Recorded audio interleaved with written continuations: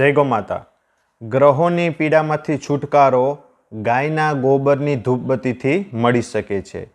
તો કેવી રીતે? આવો જાણીએ. અત્યારે સુગંધ છે એ મનુષ્યને પસંદ છે, દેવોને પણ પસંદ છે. તો ગાયના ગોબરમાંથી બનેલી ધૂપબત્તી છે એ સળગાવવાથી ગ્રહોની પીડામાંથી છુટકારો મળી શકાય છે. અત્યારે દરેક જગ્યાએ પૂજા સ્થાને ફૂલોનો ઉપયોગ કરવામાં આવે છે, અત્તરનો ઉપયોગ કરવામાં આવે છે, ધૂપબત્તીનો ઉપયોગ કરવામાં આવે છે. તો એના સુગંધથી દેવી દેવતાઓ પ્રસન્ન થાય છે. તો સર્વપ્રથમ ગ્રહ છે સૂર્ય, જે ગ્રહ આત્માનો કારક છે. જેની જન્મકુંડળીમાં સૂર્ય ખરાબ હોય તો એને અનેક પ્રકારના રોગ થાય છે. અને સૂર્યને પસંદ કરવા માટે કેસરની ધૂપબત્તી એટલે કે ગાયના ગોબરની ધૂપબત્તી જે કેસરયુક્ત બનેલી હોય છે એ કેસર ધૂપબત્તી સળગાવવાથી સૂર્યની ગ્રહ પીડા શાંત થાય છે. અને ઘરના પૂર્વ ભાગમાં જલાવવાથી ફાયદો થાય છે. વાતાવરણ ઘરનું ખુશનુમા રહે છે. અને બીજા નંબરે ગ્રહ છે ચંદ્ર, એ મનનો કારક છે. જે લોકોની જન્મકુંડળીમાં ચંદ્ર ગ્રહ ખરાબ હોય તો માનસિક અસ્થિરતા રહે છે, મન ઉદાસીન રહે છે. તો એને પ્રસન્ન કરવા માટે ચમેલીના સુગંધવાળી ધૂપબત્તી છે એ સળગાવશો તો ચંદ્ર ગ્રહની પીડામાંથી છુટકારો થશે. ત્યાર પછી મંગળ ગ્રહ છે. તો મંગળ ગ્રહ ખરાબ હોય તો વ્યક્તિનું જીવન મુશ્કેલ બની જાય છે અને આર્થિક રીતે વ્યક્તિ હેરાન થાય છે. આ મંગળ ગ્રહની પીડાને શાંત કરવા માટે ગુલાબ ધૂપબત્તી અથવા તો લાલ ચંદનની ધૂપબત્તી સળગાવવાથી મંગળ ગ્રહની પીડા શાંત થાય છે. ત્યાર પછી ગ્રહ છે બુધ. તો જેની જન્મકુંડળીમાં બુધ ગ્રહની પીડા હોય તો એને કેવડા સુગંધની ધૂપબત્તી સળગાવવી જોઈએ. અને આ ધૂપબત્તી સળગાવવાથી બુધ ગ્રહનો દુષ્પ્રભાવથી છુટકારો મળે છે. ત્યાર પછી છે ગુરુ ગ્રહ. તો એને ચંદનની સુગંધ પસંદ છે. એટલે જે તમારા પૂજા કરવાના સ્થાન છે ત્યાં આગળ નિયમિતપણે ચંદનની ધૂપબત્તી સળગાવવી જોઈએ.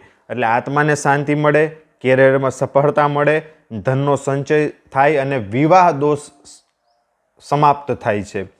ત્યાર પછી ગ્રહ છે શુક્ર. તો મોગરો, ચમેલી ને ગુલાબની સુગંધવાળી ધૂપબત્તી છે એ શુક્રને વધારે પસંદ છે. અને આ ધૂપબત્તી સળગાવવાથી દાંપત્ય જીવન છે એમાં મધુરતા આવે છે અને પ્રેમ સંબંધો મજબૂત બને છે.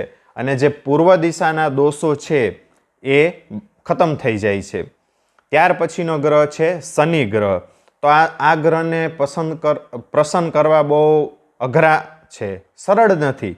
તો એને ખાસ પ્રકારની સુગંધવાળી ધૂપબત્તી પસંદ છે, જેમાં લોબાન છે અથવા તો ગુગળ ધૂપબત્તી છે એ સળગાવવાથી શનિ ગ્રહ છે એની પીડામાં શાંતિ મળે છે અને પ્રસન્ન થાય છે. રાહુ કેતુ વિશે પણ એવું કહેવાય છે કે જ્યારે એની ખરાબ દશા હોય, રાહુ કેતુ જ્યારે ખરાબ દશા હોય ત્યારે વ્યક્તિ ચેનથી બેસી શકતા નથી. તો એને પણ ખુશ કરવા માટે ચંદન ગુગળ અથવા તો લોબાનની ધૂપબત્તી સળગાવવાથી રાહુ કેતુની પીડામાંથી મુક્તિ મળે છે.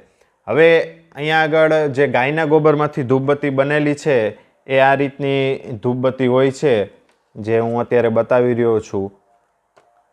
આ રીતની ધૂપબત્તી હોય છે, એનું સ્ટેન્ડ સાથે આવે છે. એટલે આ ધૂપબત્તી તમે તમારી આજુબાજુની ગૌશાળામાંથી ખરીદી અને ગૌરક્ષા, ગૌ સંરક્ષણ અને ગૌ સેવાના કાર્યમાં આપણે ભાગીદારી થઈ શકીએ. પણ આપની આજુબાજુની ગૌશાળામાંથી જ ખરીદવાની છે. હવે બીજી વસ્તુ, એક આડી વસ્તુ તમને જણાવી દઉં. બીજી વસ્તુ કે જે લોકોને ગુરુનું છત્ર હોય, જે લોકો જેને ગુરુને માયના હોય, ગુરુની પૂજા દર્શને જતા હોય, એવા લોકોને ગ્રહ ક્યારે પીડી શકતા નથી. અને જે લોકો ગાય રાખે છે, ગૌ સેવા કરે છે, ગૌ રક્ષા કરે છે, એને પણ ગ્રહ પીડી શકતા નથી. કારણ કે ગાયના ગોબરથી જે ગ્રહ છે એની પીડા શાંત થઈ જાય છે. અને ગ્રહો પોતે પણ દુઃખી છે. એનું અહીંયા ઉદાહરણ આપું છું કે સૂર્ય છે એને રાહુ ગ્રસે છે, ચંદ્રને ક્ષય રોગ છે, મંગળમાં અંગાર છે, બુધને માથે કલંક છે, ગુરુએ નારી ગુમાવી છે, શુક્ર છે એ એક આંખે કાણા છે, શનિ છે એ લંગડા છે, રાહુ માથા વગરનો છે, કેતુ છે એને ધડ નથી. એટલે આમ નવગ્રહો પણ પોતે દુખ્યા છે. તો આપણે ગાયના ગોબરની ધૂપબત્તી સળગાવી અને ગ્રહ પીડામાંથી છુટકારો મેળવી શકીએ છીએ, ગ્રહની પીડાને શાંત કરી શકીએ છીએ. અસ્તુ. જય ગો માતા, જય ગો વિજ્ઞાન.